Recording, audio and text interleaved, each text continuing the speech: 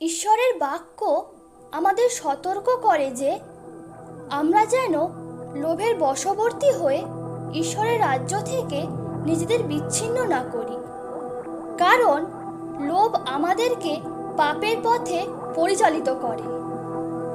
আমরা দেখব লোভ সম্বন্ধে বাইবেল কি বলে এবং কিভাবে আমরা পবিত্র জীবনযাপন করতে পারি। পরে তিনি তাহাদিগকে বলিলেন, সাবধান, সর্বপ্রকার লোভ হইতে আপনাদিগকে রক্ষা করিও, কেননা উপচিয়া পড়িলেও মনুষ্যের সম্পত্তিতে তাহার জীবন হয় না। রাজা ন্যায় বিচার দ্বারা দেশ সুস্থির করেন, কিন্তু উৎকোচ প্রিয় তাহা লণ্ডভণ্ড করে। তাহারা সর্বপ্রকার অধার্মিকতা, দুষ্টতা, লোভ ও হিংসাতে পরিপূরিত, মাৎসর্য, বদ, বিবাদ, ছল ও দুর্বৃত্তিতে পূর্ণ।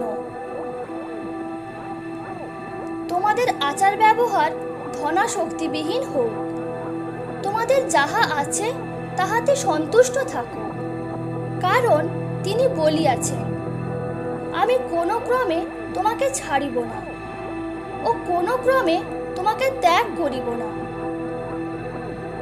তোমাদের মধ্যে ঈশ্বরের যে পাল আছে তাহা পালন করো, অধ্যক্ষের কার্য করো, আবশ্যকতা প্রযুক্ত নয়, কিন্তু ইচ্ছাপূর্বক, ঈশ্বরের অভিমতে, কুৎসিত লাভার্থে নয়, কিন্তু উৎসুকভাবে করো।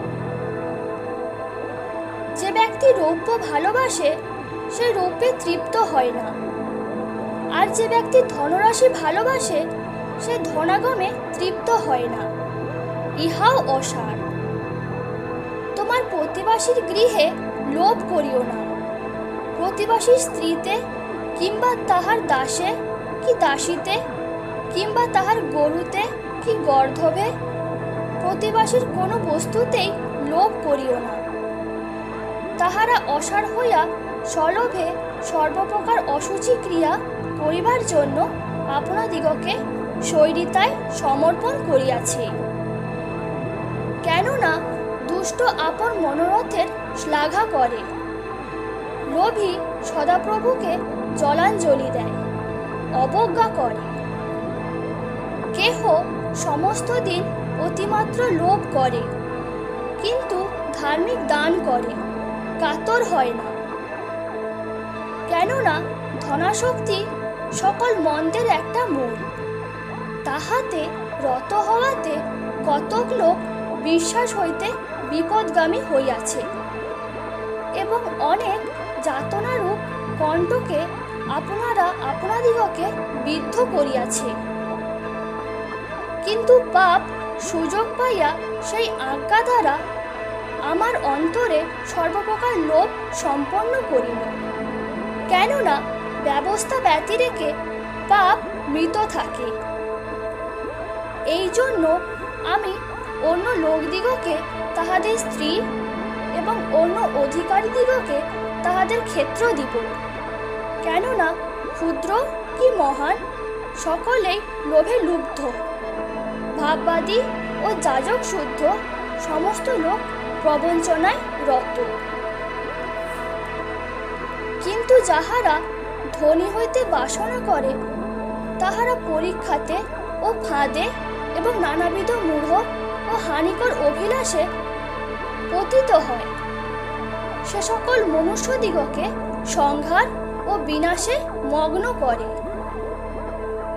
তোমার সাক্ষ্যকলাপের প্রতি আমার হৃদয় ফিরাও, লোভের প্রতি ফিরাইও না, কেননা ইহা আবশ্যক যে অধ্যক্ষ ঈশ্বরের ধনাধ্যক্ষ বলিয়া অনিন্দনীয় হন, স্বেচ্ছাচারী কি আশুক্রোধী কি মদ্যপানে আসক্ত কি প্রহারক কি কুৎসিত লাভের লোভী না হন।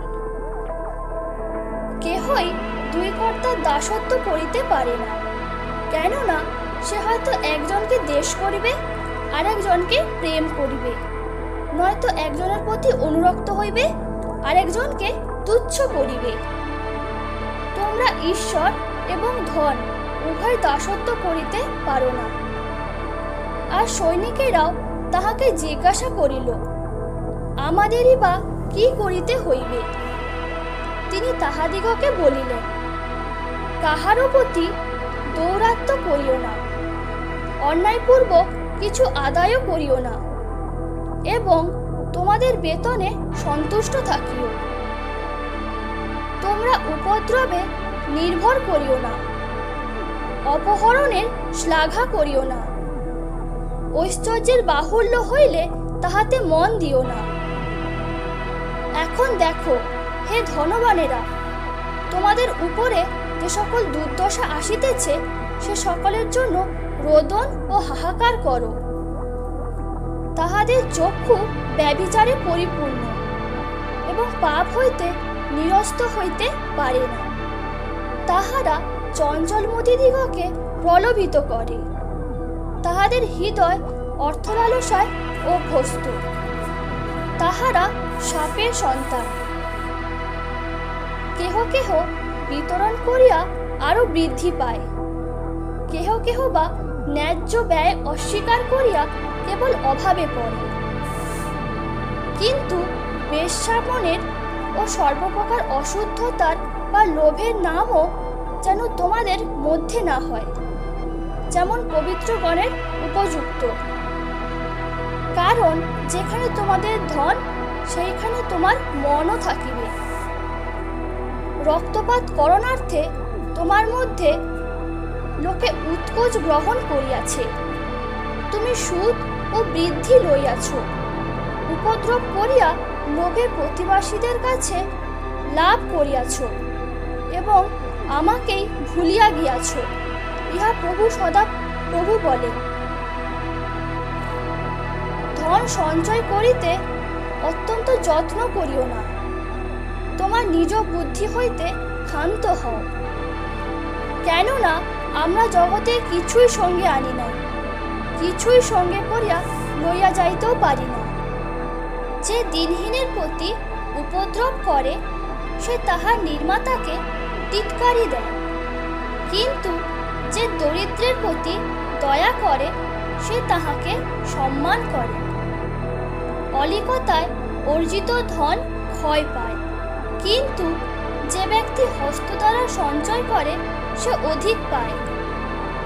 ধনলোভী আপন পরিজনের কণ্টক, কিন্তু যে উৎকোচ ঘৃণা করে সে জীবিত থাকে।